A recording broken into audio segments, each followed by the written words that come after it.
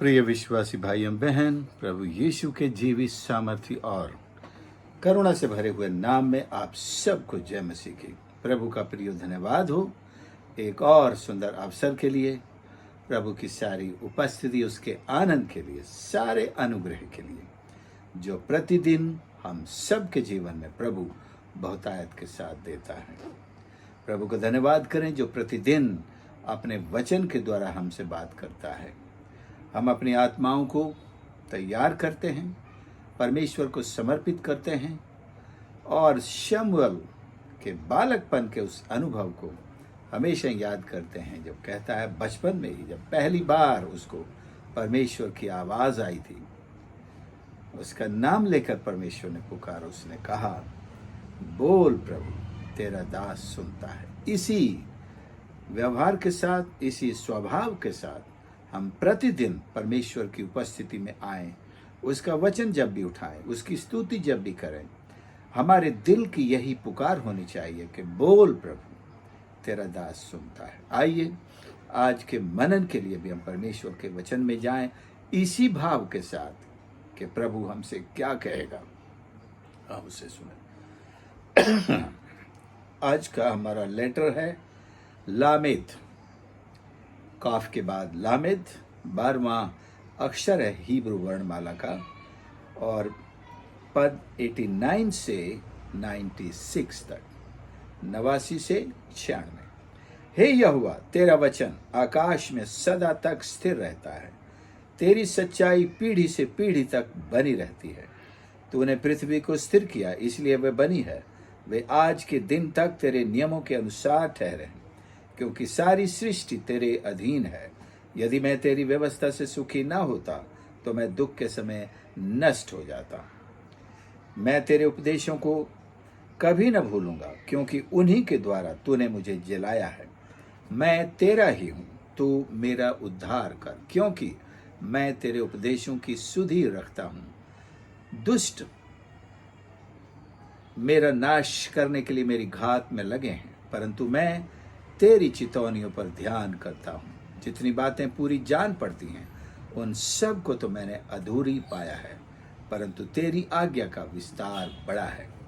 परमेश्वर का धन्यवाद करते हैं इस बहुत ही सुंदर वचन के लिए, जिसके द्वारा बड़ी सच्चाई हमारे जीवन पर प्रकट होती है।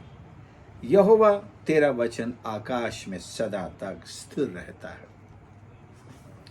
एक बहुत बड़ी सच्चाई इस पद के अंदर है। परमेश्वर ने अपने वचन को स्थिर किया है और आकाश में स्थिर किया है। मनुष्य का स्वभाव है कि वो हर किसी की बात को तोड़ मरोड़ कर पेश करता है। आपने कुछ कहा और शाम तक उसी आपके कहे हुए वचन की, उस स्टेटमेंट का कोई नया ही रूप आपको सुनने मिला कि आपने सुबह ऐसा कहा था। ईश्वर के वचन को परमेश्वर ने पहले ही दृढ़ कर दिया, स्थिर कर दिया और मनुष्यों की पहुंच से बहुत ऊपर स्थिर किया है। वो उसको मिटा नहीं सकते, उसमें मिलावट नहीं कर सकते और अपनी मर्जी से उसमें कुछ भी नहीं कर सकते। ये बहुत जरूरी था। परमेश्वर अपने वचन को स्थिर करता है। उसने अपनी, या और भी है, वचन को स्थिर किया, तेरी सच्चाई पीढ़ी से पीढ़ी तक बनी रहती। उसने अपनी सच्चाई को भी स्थिर किया है। कितनी सच्चाइयां जो मनुष्य ने बनाई हैं, मनुष्य ने बदल दिया है। और अब झूठ भी एक सच्चाई बन चुकी है। बहुत से लोग झूठ को भी जस्टिफाई करते हैं, सही ठहराते हैं कि ये काम तो सही है, भले वो उसने झूठ की बुनियाद पर किया हो, उसको भी सच्चाई के रूप में स्वीकार किया जाता है, उसके पक्ष में तर्क दिए जाते हैं। लेकिन परमेश्वर की सच्चाई से जब वास्ता पड़ेगा तो ये झूठ को जिसने सच बनाया है वो कहां ठहर सकेगा। ये अच्छा है कि परमेश्वर ने अपनी सच्चाई को जो मनुष्यों के लिए प्रकट की, रहने की बुनियाद के रूप में दी है, कि मनुष्य इस सच्चाई के द्वारा अपना जीवन बिताए, परमेश्वर की आराधना करे, परमेश्वर को जाने, इस सच्चाई के मार्ग पर चल कर वो परमेश्वर के सारी आशीषों को हासिल करे। ये सब चीजें मनुष्य के लिए परमेश्वर ने बनाई ताकि वो सच्चाई के साथ जीवन जी सके।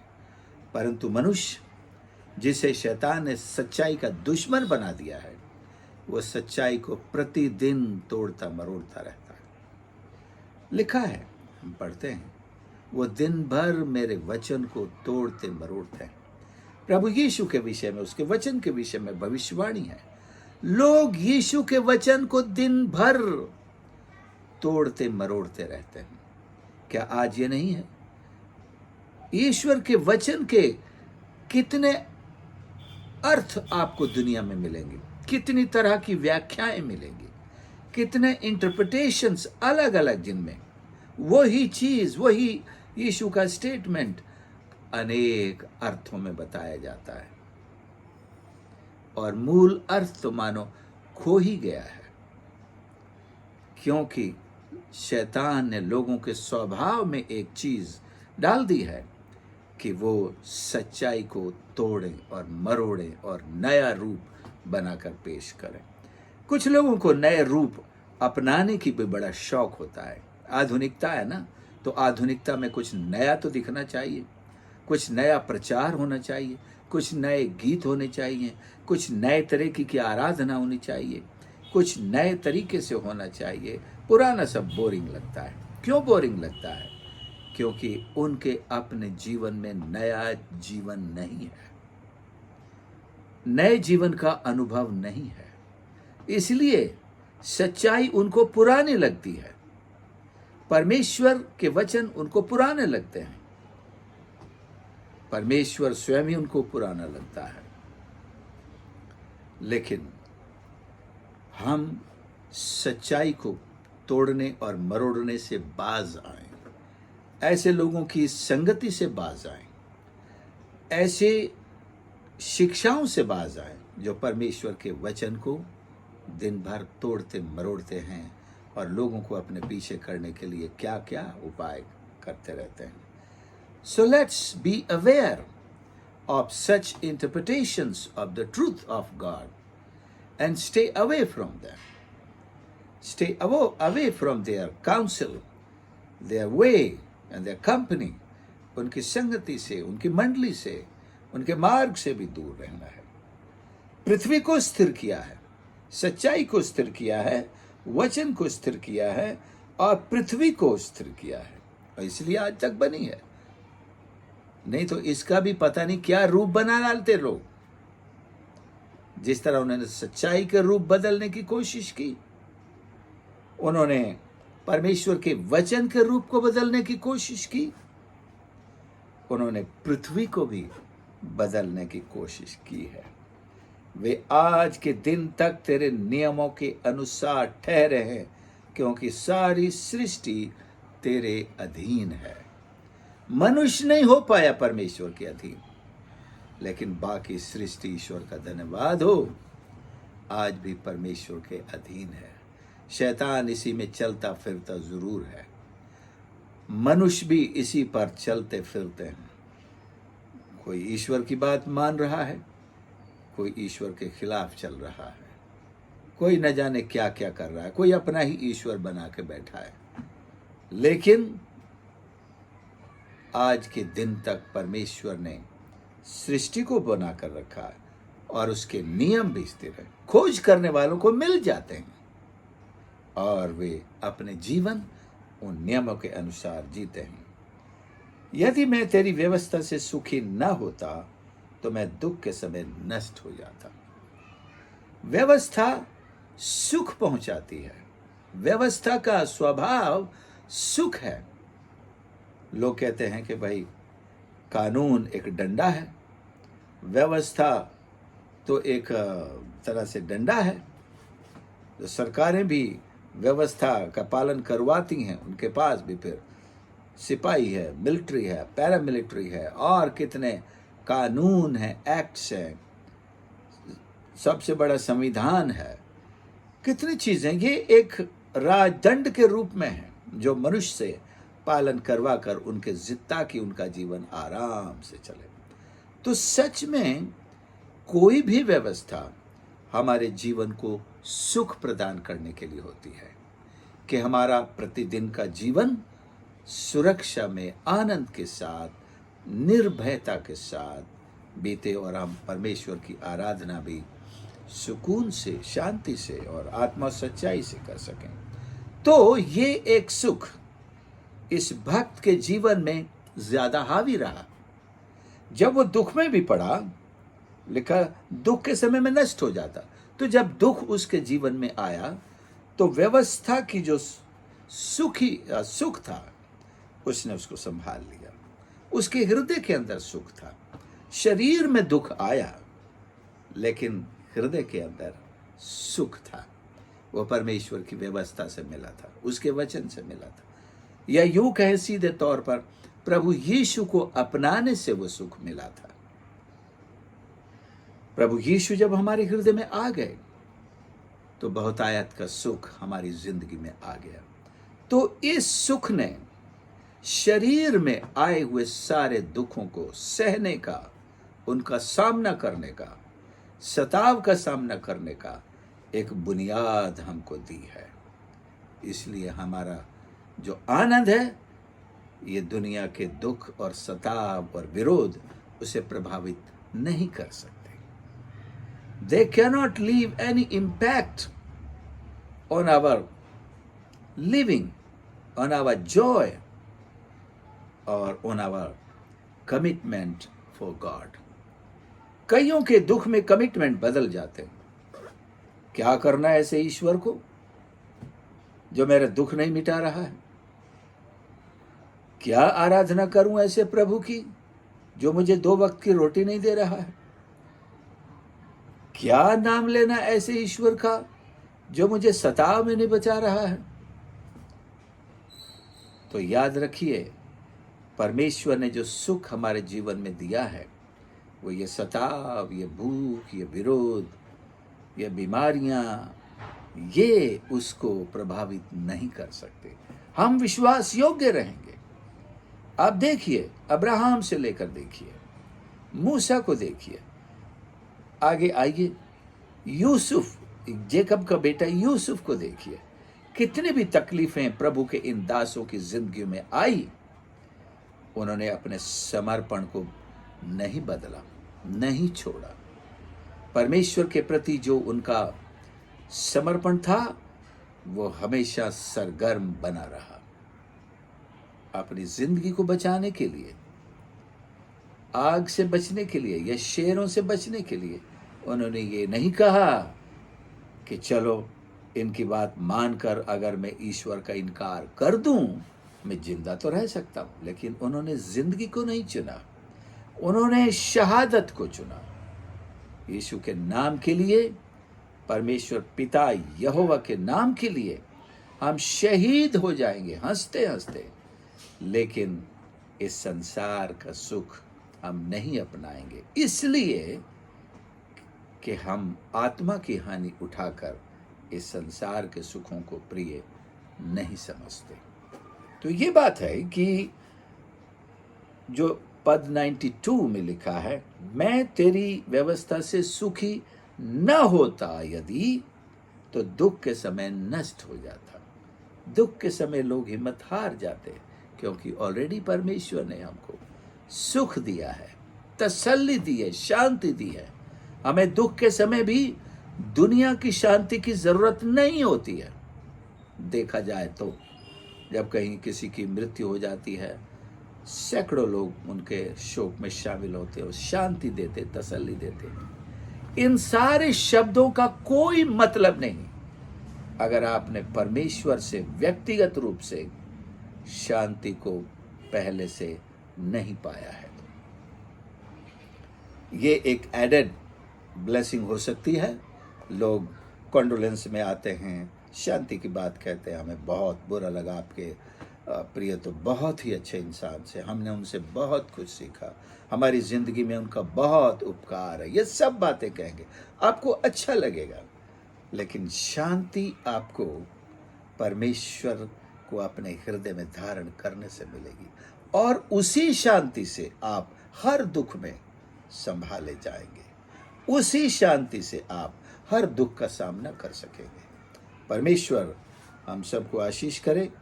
और मैं तेरा हूं, तू मेरा उद्धार कर, क्योंकि मैं तेरे उपदेशों की सुधि रखता हूं। हाँ, हमारा हक है अपने परमेश्वर से हम छुटकारा मांगे, उद्धार भी उसी से मांगे, छुटकारा भी मांगे। अगर जीवन में किसी तरह की कोई परेशानी है, संकट है, दुख है, बीमारी है, शैतान का आक्रमण है, लोगों के षड्यंत्र हैं, हम प्रभु के पास चलें, उससे उद्धार मांगे, उससे छुटकारा मांगे। ये हमारा राइट टू डिलीवरेंस है। मैं कहूँगा this is our right to deliverance. छुटकारा पाने का हमारा अधिकार, क्योंकि मैं तेरे उपदेशों की सुधि रखता हूँ, क्योंकि हमने यीशु के वचन को स्वीकार किया है। So we have the right to salvation, वो तो हमें मिल ही चुकी है, लेकिन और भी राइट टू डिलीवरेंस ये हमारा है। मेरा नाश करने के लिए मेरी घात में हैं दुष्ट लोग, परंतु तेरी चितौनियों का ध्यान कर। दुष्टों का जो घात करके, एम्बुश, छिप कर बैठ करके अटैक करना है, घात का मतलब है। कैसे बचेंगे हम? परमेश्वर की चितौनियों से। हमें कोई किताब पढ़ने की जरूरत नहीं। जब कोई घात में बैठा हो तो उसे कैसे, या कोई फिल्म सीरियल देखने की जरूरत नहीं कि घात में दाऊद क्या किया करता था, दूसरे लोग घात से बचने के लिए, शत्रु से बचने के लिए क्या करते थे। ईश्वर के वचन पर भरोसा करते थे।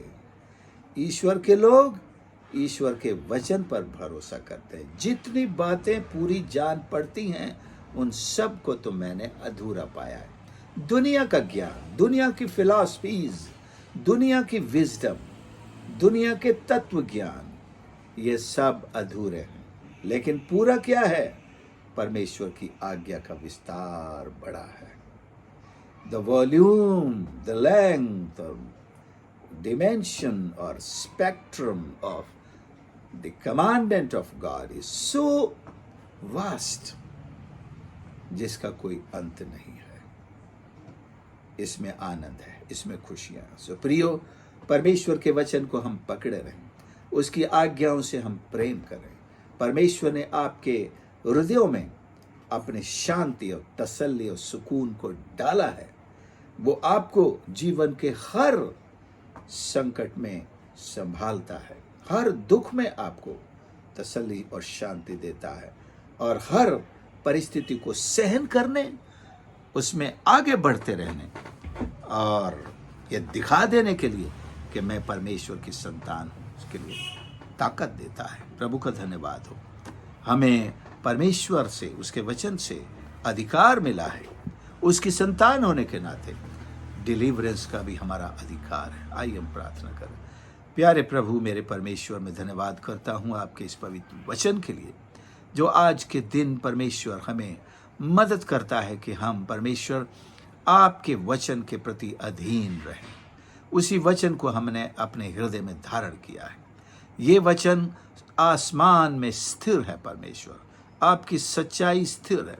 आपने पृथ्वी को भी स्थिर किया है परमेश्वर, और हमारे हृदयों में उस विश्वास को भी स्थिरता दे जिसके लिए शैतान दुश्मन बनकर हमें अस्थिर करने की कोशिश करता है। हमें प्रभु अपनी सामर्थ्य दे, अपनी सहायता दे कि जो विश्वास का अंगीकार हमने एक बार किया है, हम उसमें जीवन भर बने रहें, अंतिम सांस तक विश्वासी हो गए। और हम ये भी प्रार्थना करते हैं कि कोई भी बंधन, कोई भी आक्रमण, कोई भी दुष्टता की शक्तियों का मलयुद्ध जो हमारे खिलाफ आते हैं, we claim the right to deliverance. हम अपने छुटकारे के अधिकार का दावा करते हैं। हमारी सहायता करें परमेश्वर, सहायता कर प्रभु जी। हर एक सुनने वाले के लिए मेरी प्रार्थना है, यदि कोई आज किसी तरह के दुख में है, बीमारी में है, बंधन में है या चिंता में है, प्यारे यीशु उनके हृदयों में अपनी शांति भर दे, जो तेरे वचन से मिलती है, जिसे कोई भी प्रभावित न कर सके यीशु के नाम से। सहायता कर, हर एक को आशीष कर। प्रार्थना उद्धारकर्ता प्रभु यीशु के नाम से मांगते हैं, आमीन। प्रभु आप सबको आशीष करे। प्लीज़ इस चैनल को ज़रूर सब्सक्राइब करें। यदि आपने आज तक नहीं किया है तो ज़रूर सब्सक्राइब करें और मित्रों के साथ, परिवारजनों के साथ भी ज़रूर शेयर करें, ताकि वे भी परमेश्वर के वचन की आशीष को प्रतिदिन पाएं और परमेश्वर की संगति में और आगे बढ़ते रहें। प्रार्थना करें इस सेवकाई के लिए कि ये सेवकाई बनी रहे, बढ़ती रहे और बहुत सारे लोगों के लिए आशीष का एक कारण बन सके। धन्यवाद। और शेयर ज़रूर करते रहें और इसे लाइक भी करें। अपने कमेंट्स भी आप लिख सकते हैं और किसी प्रकार की कोई सुझाव हैं वो भी आप ज़रूर लिखें। God bless you.